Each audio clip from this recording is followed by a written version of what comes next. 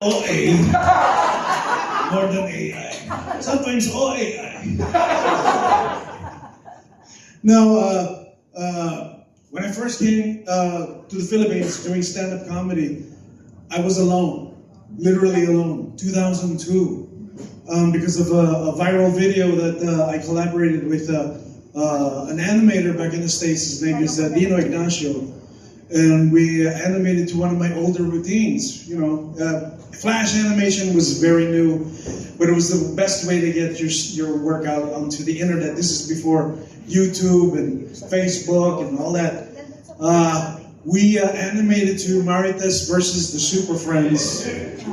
So now you know where the term Marites comes from. You're welcome. You're so welcome.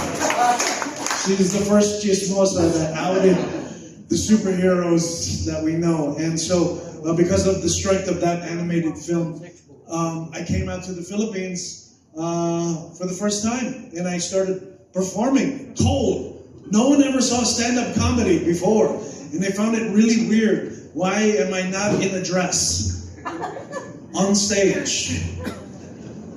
I mean, that only after 11 p.m., but on stage, people look at me, eyes to me.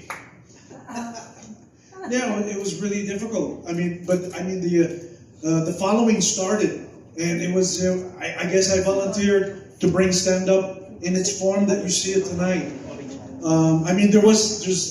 If you guys don't know, the Philippines is very rich in its own stand-up format. It is satire, and it's always below the radar. I mean, some of the funniest comedians come out of the Philippines, and they had to still be funny during very difficult times in the country. And a lot of them turned out to be some of my first mentors. And so I took that spirit and started doing a hybrid version of Asian American stand-up. But when I first started doing stand-up in the States, I never said I was Asian American. I always said I was Filipino. Because a lot of people didn't know what Filipino was. And it was an experiment. If it crashes and burns, at least everyone knows I was Filipino since day one. And it never stopped. So one day, I will be Swedish. And all of my material will be in traditional Norse. Dream big. Inspiration-wise, I think our people are some of the most naturally funny people on the planet. I think anywhere you go in the world and you meet a Filipino, there'll be nothing but laughs. I promise you that.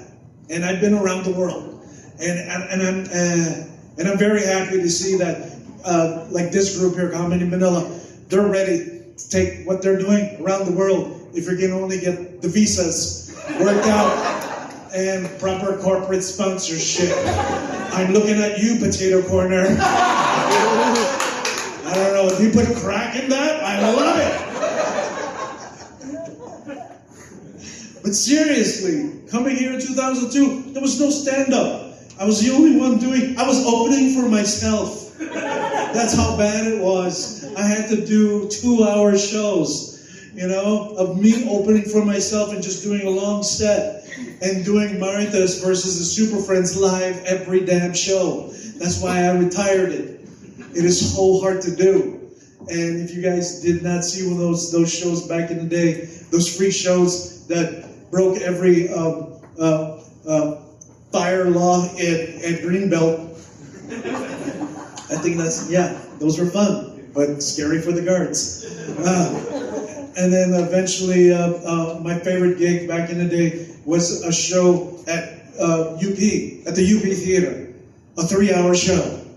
It was amazing. I guess I was dedicated to making sure that stand-up has a hold here, and to see a face like yours doing it.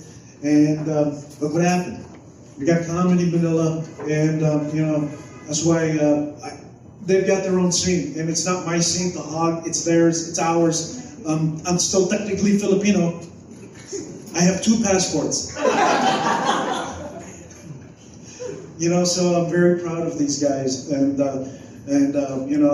don't think I'm a headliner anymore. I just go on last, And that's what it feels like. You guys got an incredible show tonight of the most gifted comics in the scene right now. And I'm serious, we should take these guys around the planet. You know, I mean, really, Australia and Singapore, that's a nice taste, but you gotta come. We got a lot of Filipinos in North America and in Europe.